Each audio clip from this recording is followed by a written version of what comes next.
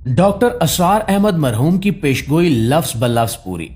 यहूदियों का शैतानी मंसूबा आखिर क्या है?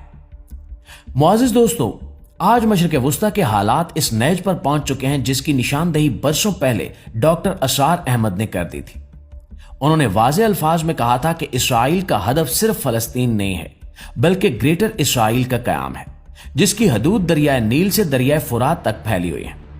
इस मंसूबे की राह में सबसे बड़ी रुकावट ईरान है, क्योंकि ईरान अस्करी और नजरियाती तौर पर एक मजबूत ताकत के तौर पर मौजूद रहा है। डॉक्टर असरार अहमद ने पेशगोई की थी कि इसराइल सबसे पहले ईरान को निशाना बनाएगा, इसकी ताकत को तोड़ने की कोशिश करेगा, इसकी क़यादत को कमजोर करेगा और इसे अंदरूनी तौर पर उलझा देगा। डॉक्टर साहब के मुताबिक जब तक ईरान जैसी कुव्वत मौजूद है, इसराइल खुलकर अपने अगले मराहिल की तरफ नहीं बढ़ सकता। आज हम देख रहे हैं कि ईरान बराह रास्त हमलों, खुफिया कार्रवाइयों और क़यादत पर टारगेटेड स्ट्राइक्स का सामना कर रहा है। यह सब उसी बड़े मंसूबे का हिस्सा है जिसका जिक्र दहाइयों पहले कर दिया गया था। नाज़रीन, ईरान को कमजोर करने के बाद अगला मरहला अरब दुनिया है।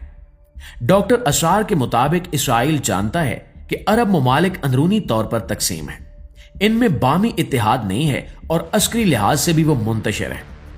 जब ईरान जैसी बड़ी ताकत रास्ते से हट जाएगी तो शाम, उर्दन, लुबनान, मिस्र के कुछ हिस्से और जजीरा नुमा अरब के आम इलाके इसराइल के लिए आसान हदफ बन जाएंगे। ग्रेटर इसराइल का नक्शा उसी वक्त मुकम्मल हो सकता है जब ये तमाम इलाके इसके असर रसूख में आ जाए।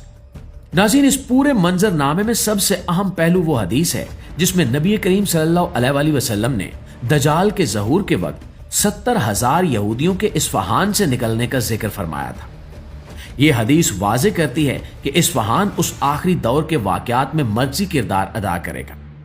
डॉक्टर असरार अहमद ने इसी हदीस को मौजूदा आलमी सियासत के साथ जोड़ते हुए कहा था कि इस्फहान मुस्तकबिल में एक फैसला कुन मरकज बनेगा।